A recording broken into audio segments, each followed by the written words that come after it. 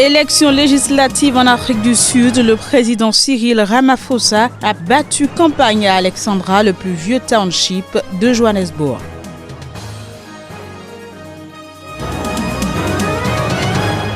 En Tunisie, le collectif civil des libertés individuelles veut imposer les thématiques de liberté et égalité dans le débat public en vue des prochaines élections.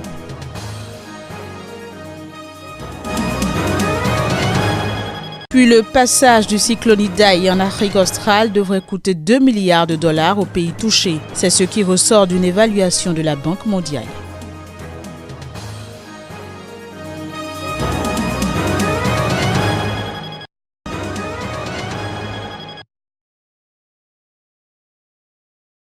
En Afrique du Sud, l'ANC, toujours au pouvoir depuis 1994, est en pleine campagne électorale pour les législatives de mai. Des élections dont le parti historique de Nelson Mandela est le grand favori des sondages. À Alexandra, le président Cyril Ramaphosa a promis à ses soutiens un décollage économique après les élections générales du 8 mai. Au sujet de notre économie, les observateurs des marchés disent qu'après les élections, après le 8 mai, ils s'attendent à ce que notre économie décolle. Lors du lancement de campagne de l'ANC, le président avait entamé un examen de conscience. Cyril Ramaphosa a débuté par un long mea culpa au nom de son parti. Une ANC qui a commis des erreurs et appris de ses erreurs. Selon lui, les populations d'Alexandra n'ont pas manqué de faire cas de la corruption, mais aussi des promesses vaines des politiques. On veut du travail, des logements. Il faut qu'il donne au peuple tout ce qu'il a promis. Ramaphosa va s'occuper de la corruption. Il faut lui donner une chance. Il doit se débarrasser de tous les gens corrompus et faire venir de nouveaux visages. Tous ces partis politiques, ils ne font que parler. Je ne pense pas qu'ils puissent changer quoi que ce soit. Ça fait combien de temps que l'Afrique du Sud est démocratique? 25 ans. Et qu'est-ce qui a changé? Certaines choses ont changé, mais je pense qu'aucun de ces partis ne va changer quoi que ce soit dans nos vies.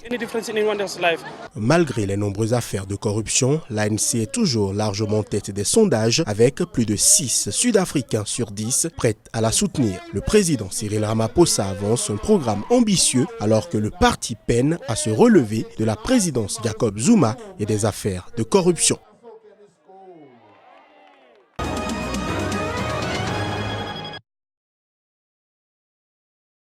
En fait, en 2018, les violations continuent et, comme l'année dernière, s'amplifient aussi, au moins sur les 4 grandes thématiques sur lesquelles le collectif travaille et œuvre.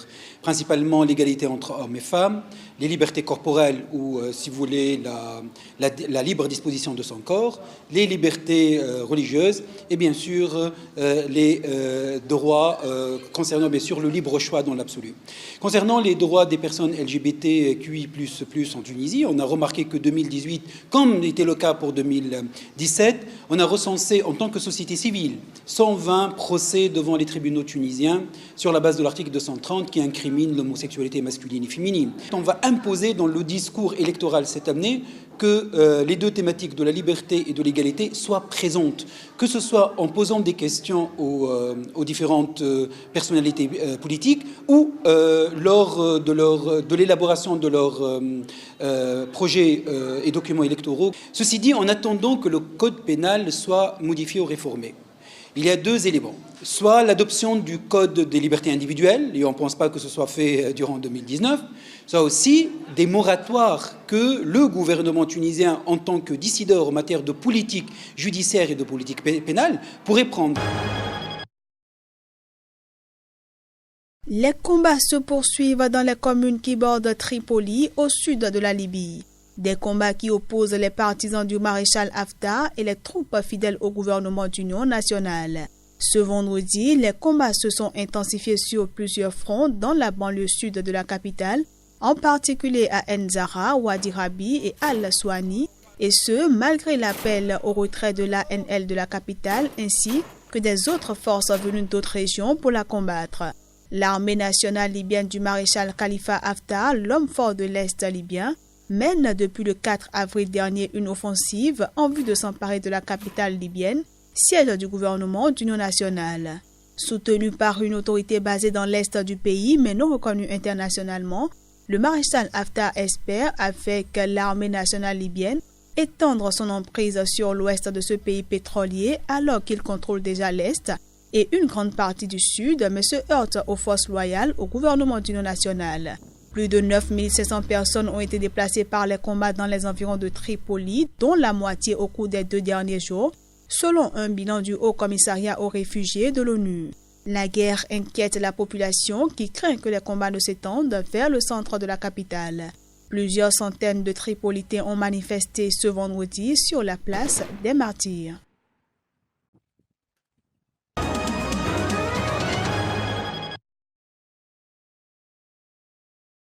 Comme chaque semaine, le défilé s'est déroulé globalement dans le calme, mais la tension palpable avec la police, moins souple que d'habitude, a débouché sur des heurts qui ont fait plusieurs blessés et des dégâts matériels. La police a notamment tiré de nombreuses grenades lacrymogènes et fait usage de canons à eau pour disperser une centaine d'irréductibles, alors que la foule, au moins aussi importante que celle des vendredis précédents, quittait le centre de la capitale à la tombée de la nuit, après avoir défilé. Ça fait 50 ans qu'on a les mêmes personnes incompétentes qui nous gouvernent. On en a marre. Il faut que ça change. Il faut qu'ils arrêtent de piller le pays. Ils arrêtent de jouer aux chaises musicales. Il y a des compétences dans notre pays qui peuvent être exploitées afin de le rendre prospère. Et eux, ils dégagent tous. Je fais cette marche pour protester contre la tenue des élections présidentielles au mois de juillet. Ça n'a aucun sens avec une administration à la botte et à la solde du FLN et du RND, des ministres qui sont connus pour leur spécialisation dans la fraude électorale. Donc pas question, on remet tout à plat avant de faire quoi que ce soit d'autre. Selon la police, qui a attribué les violences à des délinquants infiltrés, 83 policiers ont été blessés, dont 4 grièvement et 108 personnes arrêtées. Des manifestants ont également été légèrement blessés par des pierres dans les bousculades où ont fait des malaises en raison du gaz lacrymogène, selon des journalistes. Une voiture de police a été incendiée. Plusieurs véhicules ont également été vandalisés, selon des images diffusées sur les réseaux sociaux. Aucun incident n'a été signalé lors des défilés recensés selon l'agence de presse officielle dans 42 des 48 régions du pays.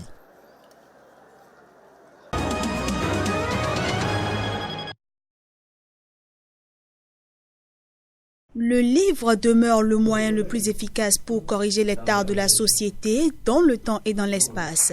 C'est fort de cela que le juriste béninois Erasme Raoul Clessoubé a décidé de sortir son tout premier livre intitulé « Bénin, une démocratie à rude épreuve ». Un essai sociopolitique des événements au Bénin et en Afrique que l'éditeur Henri Dagbeji Ressou n'a pas manqué de louer. La méthodologie empruntée par Erasme Raoul Clessoubé puise ces nobles outils aussi bien dans la narratologie historique, la recherche-action, l'exégèse juridictionnelle que dans la sociologie du développement. Ce constat scientifique induit, à notre avis, un grand triomphe à l'auteur de ce précieux ouvrage. Dans cet ouvrage, l'auteur Erasme Raoul Clessoubé a su relever les maux qui minent la démocratie béninoise depuis l'historique conférence des forces vives de la nation à travers, entre autres, la démocratie béninoise et ses imperfections, les menaces de la démocratie, le crime dans la gouvernance politique, l'assassinat et l'enlèvement crapuleux des citoyens tels que Haïpé et Danivor, l'état critique de la presse. À la page 23 de l'ouvrage, j'ai montré que l'échec du président Soglo en 1991, qui avait miraculeusement réussi la transition, serait perçu comme l'échec de la conférence nationale et par ricochet du renouveau démocratique. J'ai donné l'exemple de la décision à polémique de 39 ans plus un jour égal à 40 ans, qui a connu un revirement spectaculaire et à l'actuelle mandature. L'épreuve de la démocratie, c'est le bâillonnement de la presse béninoise. L'épreuve de la démocratie, c'est aussi la création de la criette. Tout en félicitant l'auteur pour son hégémonie dans le décryptage de la vérité sur la démocratie au Bénin, les personnalités présentes à cette cérémonie n'ont pas caché leur impression sur le contenu du livre. Un ouvrage qui a d'ailleurs valu à Erasme Raoul Clessoubé une lettre de félicitations du parrain de l'événement.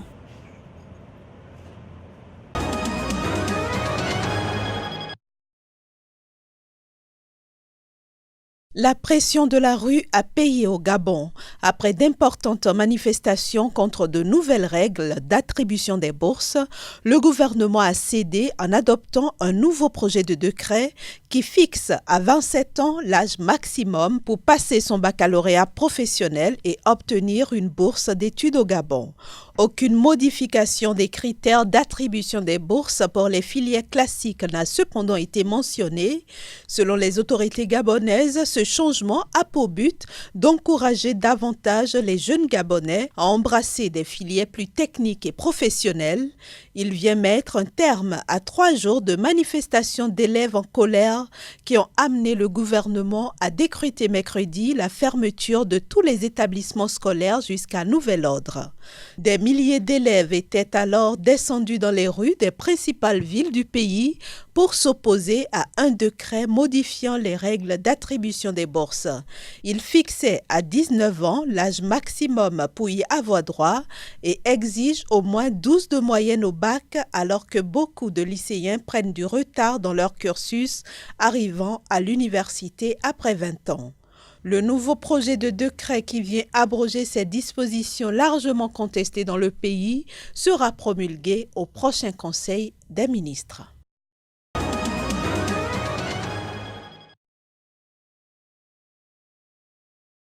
Plus de 2 milliards de dollars, ainsi s'évaluent les dégâts causés par le passage meurtrier du cyclone Ida sur le Mozambique et le Zimbabwe et les inondations au Malawi. Cette évaluation rendue publique par la Banque mondiale concerne la reconstruction des infrastructures et le rétablissement des moyens de subsistance des populations. Ida a frappé de plein fouet le port mozambicain de Beira et son demi-million d'habitants le 14 mars 2019, puis a continué sa route meurtrière vers l'ouest en direction du Zimbabwe. Ces pluies diluviennes et ces vents violents ont causé des destructions et des inondations massives dans les deux pays. Le dernier bilan publié par les autorités locales fait état de près d'1 millier de morts. Plus de 2 millions de personnes ont été sinistrées, dont 165 000 ont été contraintes de quitter leur logement détruit. À ceci, il faut ajouter les 59 morts et près de 900 000 sinistrés, victimes des fortes précipitations qui ont frappé le sud du Malawi quelques jours avant le passage du cyclone Ida. Pour l'heure, la Banque mondiale a mobilisé des ressources substantielles qu'elle n'a pas chiffrées pour réparer les routes et les canalisations d'eau et d'égouts et financer la surveillance des épidémies, l'hygiène, l'agriculture et la sécurité alimentaire. Pour sa part, l'ONU a lancé un appel aux dons de 251 millions d'euros pour financer l'assistance d'urgence des 3 prochains mois.